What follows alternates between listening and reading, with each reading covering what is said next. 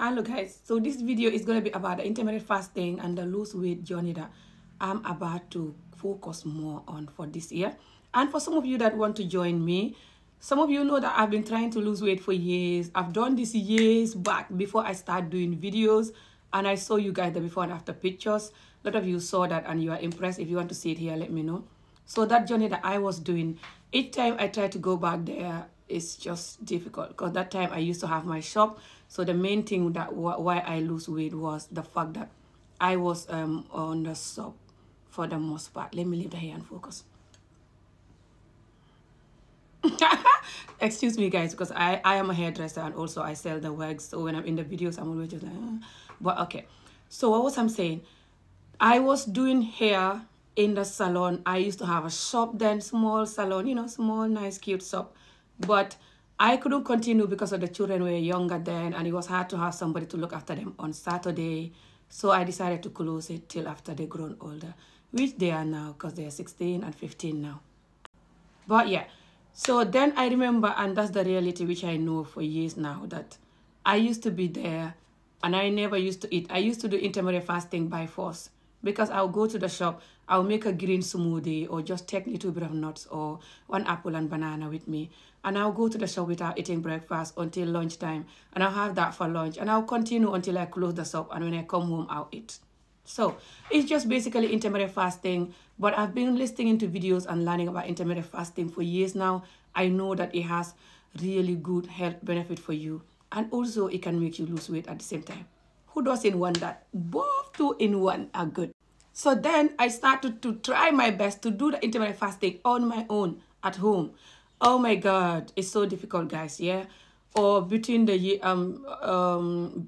between jobs, you know, like over the years after the shop, I worked different places, you know. So I try to keep the intermittent fasting, but it's very hard. And then COVID came, everything was hard. People stay home, and then everything just going from bad to worse since that. But right now, this is lemon and hot water.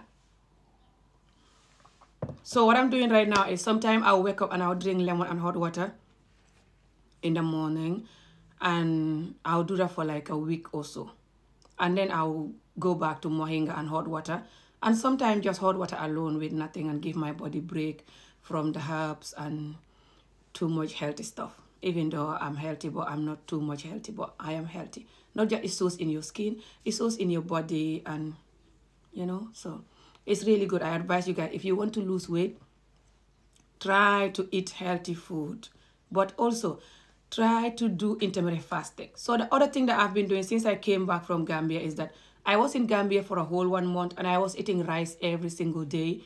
And you know, African nice, I don't want to go there and miss out with the whole nice food.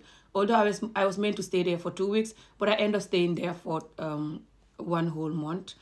If you guys want me to do a small video explaining why that happened, let me know. But so you know why, but so you on this page, I don't think you know why. Anyway, so I ended up staying 1 month of eating rice every day, but rice we cook it with different type of stuff. Like we have different rice dishes in Gambia and Senegal, especially Gambia. If you know, you know, yeah? So then because of this, it was hard for me to lose weight because I just started losing weight before I go to Gambia. I started taking the intermittent fasting serious, and I started seeing results.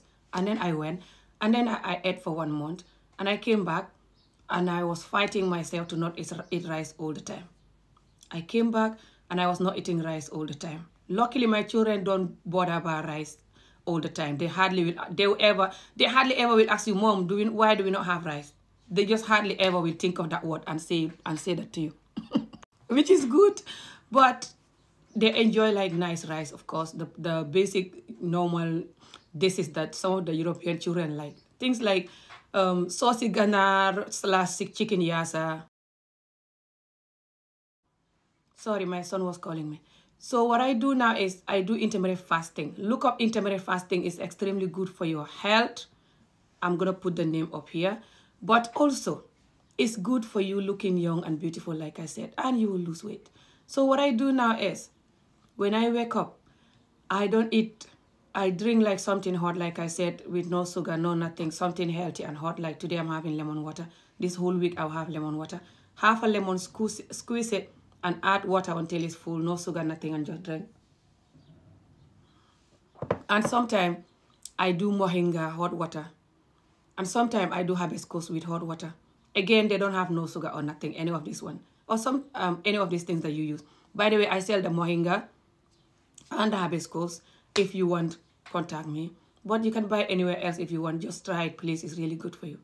But yeah, I also do, sometimes I just have plain hot water alone, because you cannot be eating too much herbs and too much stuff, too much vitamins and herbs. Sometimes it's said to be too much for you, you know.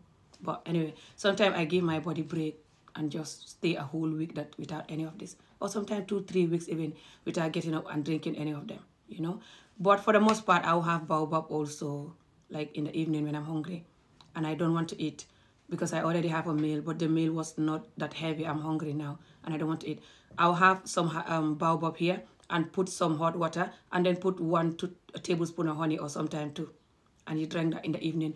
It's really good for your skin, your health, but also it's going to make you sleep well. That is baobab. So yeah, guys, when I wake up and I don't eat, sometimes I keep it until 12, 1. But sometimes I can eat from 11, you know, or even 10, depending when last I eat the day before, you know. For example, today I woke up, I'm not feeling hungry because yesterday I had chickpeas that I make. I soak it overnight and I boiled it. It's so good and healthier that way. Don't buy the canned one, please. Buy the fresh one, soak it overnight, wash it, boil it. And then you can cook it to whatever you want, you know. I make like a curry, chickpeas curry, with add some vegetable, you know. I made that the day before yesterday, and I had some yesterday because it wasn't finished, but I had it early, and I just had it alone, you know, without no bread, without no rice and no chapati, nothing. I just had it alone. And the first day I cooked it with some rice for us all, the children, you know. But Adi didn't like the beans. He's more picky with food, so he didn't eat it. But yeah. So I had that yesterday, just the chickpeas alone, you know. And I ate it with some jackfruit that I mixed to cook the curry with and some vegetable. I ate that alone. But it was heavy enough. I was full. I woke up, I've not ate until around 12 yesterday, or after 12, something like this. I can't remember. And then I had something healthy, like a little bit of porridge, about 2 to 3 spoons of porridge with some I grated chia seed and flax seed, and I ground it and I make it into powder. I've been telling you guys this for years. These things are not just anti-aging, but they're extremely good for your health and they're filling. You should eat these things a couple of times a week at least. Please, I'm begging you. So what I did is I made about 3 tablespoons of porridge. I cook it light. Once everything finished cooking, I then add 2 tablespoons of this powder and mix it, and everything was thick. And then I put like half a banana, because I already ate the other half. It was a small banana. And I put a tablespoon of honey, some salt, some cinnamon, whatever. Really good. You can put some berries if you have berries too. So I had that yesterday, like around 1 o'clock or after 1. Before that, I didn't have anything. And then around 4 o'clock, 5, I had the remaining beans that I told you about, the remaining curry beans. And then I was hungry around 9, 10 for some reason, you know. I don't know.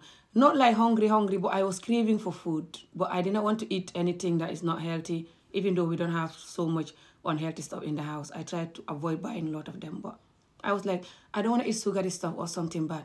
And then I remember when I was boiling the beans, I put some in the bowl that I didn't put on the curry. Some that I just boiled with a little bit of salt. They taste so good, guys. It's my new favorite. I love beans anyway, and they're very good for you. So I had some of that beans alone. Just that beans alone with nothing, you know.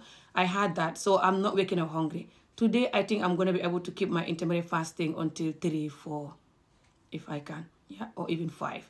Then I'll just eat 1 meal a day. The goal is for you to be eating 1 meal a day, but it's hard for you to just jump onto that. So what you can do right now is, when you wake up, just don't eat until 12 or 1. Escape breakfast.